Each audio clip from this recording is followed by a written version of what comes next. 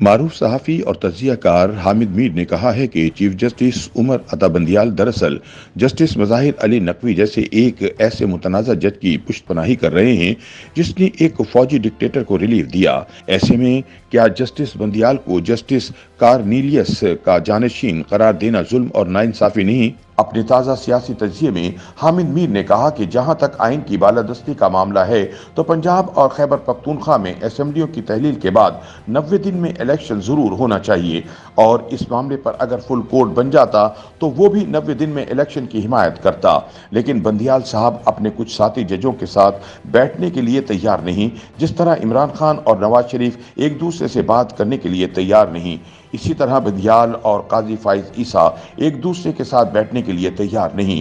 سیاستدان اور جج ایک دوسرے کے رنگ میں رنگے جا رہے ہیں، اس لیے آج کے ججوں میں سے زبردستی کسی جسٹس کارنیلیس کو تلاش نہ ہی کریں تو بہتر ہے۔ یہ جسٹس کارنیلیس کے ساتھ ناانصافی ہے۔ حامد میر نے کہا کہ اپنی انا کے اسیر سیاستدان اور جج تاریخ سے سبق سیکھنے کے لیے تیار نہیں۔ سیاستدانوں کی نااہلی کے باعث جب سیاسی تنازعات ججوں کے سپرد ہوئے تو انہوں نے اپنے ذاتی مفادات کو انصاف کا نام دے کر تنازعات سلجھانے کی بجائے مزید الجھائے اور فوج کو سیاست میں مداخلت کا موقع فراہم کیا۔ 1954 میں کیا ہوا؟ گورنر جنرل غلام محمد نے پاکستان کی پہلی قانون ساز اسمبلی کو توڑ دیا تو معاملہ اعلیٰ عدالت میں پہنچا۔ سپریم کورٹ کے جسٹس محمد منیر نے فوری طور پر نظریہ ضرورت ایجاد کیا اور اسمبلی توڑنے کے اقدام کو جائز قرار دے ڈالا۔ ان کے ساتھی جج AR کارنیلیس نے اسمبلی توڑنے کے اقدام کو مسترد کر دیا اور اختلافی نوٹ لکھا۔ جسٹس منیر کے نظریہ ضرورت نے جنرل ایوب خان کو مارشل لا کا راستہ دکھایا اور موصوف نے 1958 میں پاکستان کا پہلا آئین پامال کر کے مارشل لا نافذ کر دیا، اور 200 کیس میں جسٹس منیر نے ایک دفعہ پھر نظریہ ضرورت کو بنیاد بنا کر مارشل لا کو بھی جائز قرار دے دیا۔ جسٹس AR کارنیلیس نے ایک اور اختلافی نوٹ لکھا اور کہا کہ مارشل لا بھی شہریوں کے بنیادی حقوق کو معطل نہیں کر سکتا۔ 200 کا تعلق بلوچستان کے علاقے لورا لائی سے تھا۔ اسے ایک مقامی جرگے نے FCR کے تحت سزا دی تھی، لیکن 200 نے عدالت میں موقف اختیار کیا کہ اس پر FCR کے بجائے 1956 کے آئین کے تحت مقدمہ چلایا جائے، لیکن جسٹس منیر نے قرار دیا تھا کہ مارشل لا نافذ ہونے کے بعد آئین معطل ہو چکا ہے۔ ریٹائرمنٹ کے بعد جسٹس منیر کو جنرل ایوب خان نے وفاقی وزیر قانون بنایا۔ پھر ایوب خان نے پاکستان پر 1962 کا صدارتی آئین مسلط کیا، اور یہ آئین صرف 8 سال کے اندر پاکستان کو 2 لخت کرنے کا باعث بنا۔ جسٹس منیر پاکستان کی سیاسی تاریخ میں مفاد پرستی اور آئین دشمنی کا استعارہ بن چکے ہیں۔ حامد میر کہتے ہیں کہ 4 اپریل کو موجودہ چیف جسٹس عمر عطا بندیال کی سربراہی میں ایک 3 رکنی بینچ نے الیکشن کمیشن کی طرف سے پنجاب اور خیبر پختونخوا میں انتخابات کے التوا کو مسترد کرتے ہوئے 14 مئی کو انتخابات کا حکم دیا تو پاکستان تحریک انصاف کی قیادت نے جسٹس عمر عطا بندیال کو خراج تحسین پیش کرتے ہوئے کہا کہ وہ جسٹس منیر نہیں بنے بلکہ جسٹس کارنیلیس کے راستے پر چلے۔ پاکستان کی سیاسی تاریخ کو درست تناظر میں دیکھا جائے تو سوال پیدا ہوتا ہے کہ اگر جسٹس عمر عطا بندیال واقعی جسٹس کارنیلیس کے راستے پر گامزن ہیں تو کیا ہم جسٹس قاضی فائز عیسیٰ کو جسٹس منیر کا جانشین قرار دے رہے ہیں؟ کہیں ہم دانستہ یا نادانستہ تاریخ کو مسخ تو نہیں کر رہے؟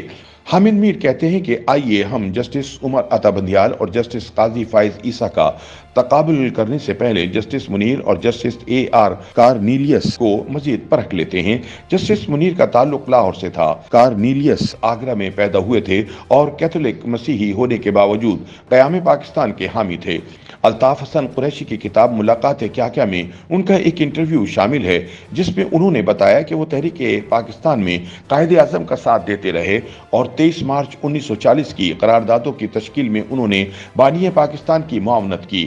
قائد اعظم نے ایک ہندو جوگندر ناتھ کو پاکستان کا پہلا وزیر قانون اور جسٹس کارنیلیس کو پہلا سیکرٹری قانون بنایا تھا، اور یہ قائد اعظم سے قربت کا نتیجہ تھا کہ جسٹس کارنیلیس نے جسٹس منیر کے نظریہ ضرور سے بار بار اختلاف کیا۔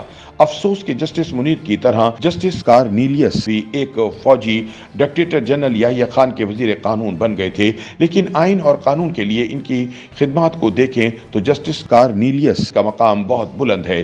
اب ذرا ایمانداری سے فیصلہ کریں کہ جسٹس کارنیلیس کے راستے پر عمر عطا بندیال چل رہے ہیں یا قاضی فائز عیسیٰ۔ حامد میر بتاتے ہیں کہ قاضی فائز عیسیٰ کے والد قاضی عیسیٰ بھی قائد اعظم کے قریبی ساتھی تھے۔ ماضی کی ہر حکومت قاضی فائز عیسیٰ سے ناراض رہی۔ میموگیٹ کمیشن کی رپورٹ کے باعث پیپلز پارٹی کی حکومت ان سے ناراض رہی۔ کوئٹہ بم دھماکے کیس میں ان کی رپورٹ پر نواز شریف حکومت نے کھلے عام ان پر تنقید کی اور فیض آباد دھرنا کیس کے فیصلے میں جسٹس قاضی فائز عیسیٰ نے جنرل فیض حمید کا نام لکھ کر سیاست میں ان کی مداخلت پر تنقید کی۔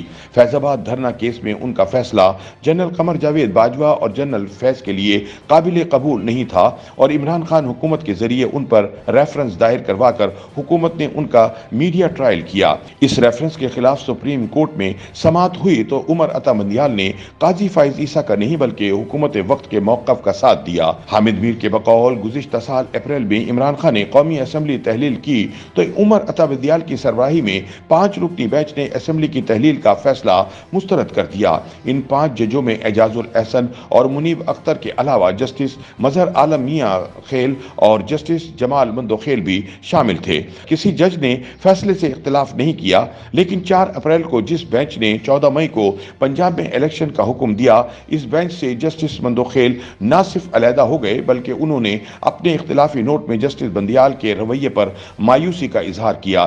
یہ بینچ ابتدا میں 9 رکنی تھا جو سکڑ کر 3 رکنی رہ گیا، اس لیے اس کا فیصلہ انتہائی متنازع ہے۔ جسٹس بندیال نے 14 مئی کو الیکشن کا حکم دے کر ایک 6 رکنی بینچ تشکیل دیا اور اس میں جسٹس مظاہر نقوی کو بھی شامل کر دیا۔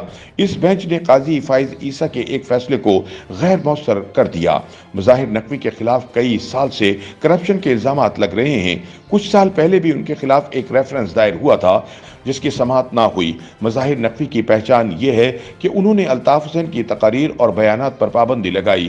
انہوں نے جنرل پرویز مشرف کے خلاف جسٹس وقار سیٹھ کے فیصلے کو غیر مؤثر کیا، لہذا جسٹس بندیال ایک ایسے متنازع جج کی پشت پناہی کر رہے ہیں جس نے ایک فوجی ڈکٹیٹر کو ریلیف دیا۔